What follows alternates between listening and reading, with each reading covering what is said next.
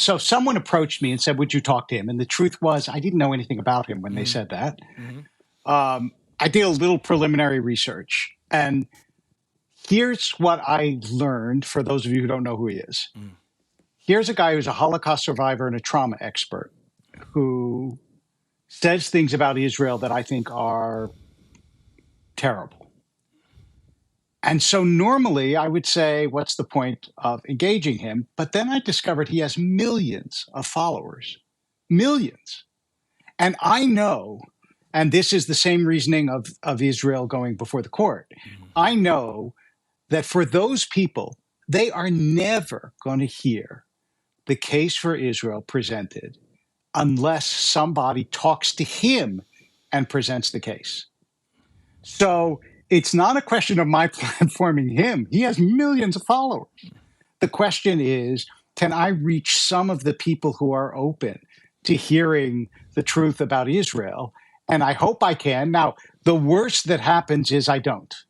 But it's not like I'm giving him credibility, because if he had 100 followers or 100,000 followers, I don't know that I would think that it was important. But given that he especially speaks to a community, many of whom are Jews, by the way, about trauma and the effects of it, and that he himself is a Holocaust survivor, which gives him to many of them credibility that he would not otherwise have, I just thought this was an opportunity that I shouldn't let pass. And do you think it would be, as far as the conversation itself, is there anything constructive, besides you being able to make the case to appeal to his audience, between you and him? I don't know. I guess I have to wait and see. Right? I don't know. I don't know. I've never spoken to the man. I have no idea whether it is possible to find any meeting of the minds or not. But if not, okay. And do you craft your side of the conversation to appeal to someone who is interested in his message, or do you spend some... Interesting question. I have not given it a lot of thought. I think you always speak differently to different audiences, and I probably will speak a little bit differently to his audience than I would if I was going to, an APAC meeting. But I don't know exactly. I don't know exactly what that will mean, because there's also a moderator, and I don't know what questions he'll ask. So we'll see. He also went after Jordan Peterson a bunch, so I was like, forget this guy. I'm a big fan of Jordan Peterson, do a lot of impressions. He goes, Jordan Peterson is an agent of rage, in my opinion. You have to be careful, because he's going to talk like this the whole time. He's going to be very hypnotic. That's how Gabor Mate speaks, Rabbi. You have to be very, very careful. It's me making the jokes, don't worry. Jordan Peterson is an agent of rage, in my opinion. I liked everything else he had to say about the world. Oh, Gabor? Until Israel. That's interesting. So that's important. He's great. But that's important to know. So so we'll see. Do you try to strategically, based on what Michael's saying and going into it, like steel manning the argument, the anti-Zionist argument, to try to understand it, playing this devil's advocate? What do you think is I don't know. Maybe what's the most compelling or difficult question posed to you from the other side when you come up against these conversations? Well, it's not so much a question as it is a narrative. I mean, this is where, by the way, I always recommend Yossi Klein Halevi's book, Letters to My Palestinian Neighbor, because he talks about it, that really what's going on in Israel is a clash of competing narratives. And the narrative of the Palestinians is, we were sitting in our land, we weren't bothering anyone, we were just going about our business, and all of a sudden the British and the Jews came along and they said, now your land is our land, and they either drove us out or massacred us, and now they're saying, oh, we'll give you a little bit of it back if you're nice. And that's the Palestinian narrative. And so I think that's the hard thing to counter is, yes, we have our narrative, but you can't invalidate someone else's story by just telling them your own. And so so I think that you have to, and in this I would say, you craft your message to the audience in some sense. You have to grant the validity of someone feeling that way, and then talk about, how we see it differently, without saying everything you say is just wrong. Right. Because from the Palestinian point of view, that is what they believe happened. And so in that sense, yeah, it's I hope that we will be able to have a conversation and not just talk past each other, but we might. And I do.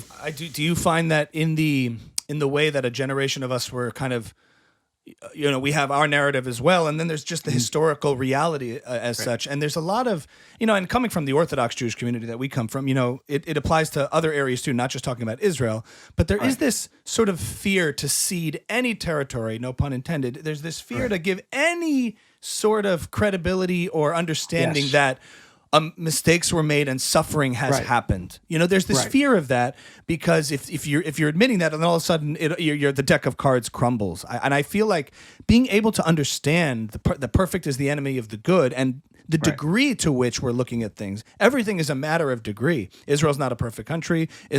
Sam Harris has when he talks about Israel, has said that very clearly. Like, certainly, there's been atrocities committed. Well, I don't like the whole just moral equivocation, but it's okay to see certain instances and understand that there's matters of degree. Do you find that more people coming up learning about it? I think that it's. I think that to talk about Israel without, to talk about it in a morally serious way, without acknowledging that Israel has done terrible things, is. It's like talking about America without saying America has done terrible things. Of course it has. And it's almost impossible without excusing it. It's almost impossible in this world to have enemies and to have power and to always hew perfectly to a moral line. I don't know that that's within human capacity. Just the fact, honestly, look, we're only talking among ourselves, right? There's nobody outside of this room. We're in your house. That you have 17, 18, 19, 20-year-old men who hold the power of life and death over populations. We all know what 18-year-old men are like. We were 18-year-old men, that's already a combustible.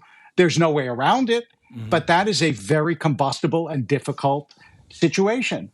So when someone says that Palestinians are humiliated at checkpoints, I think, could an 18-year-old want to humiliate someone? Yeah, especially if they're scared and if they're, and not all 18-year-olds are morally serious people. Some are, but there's a wide variety of maturity in young people. So I think that you have to, the problem with conceding like whatever to the other side is not so much that you'll concede it to the other side.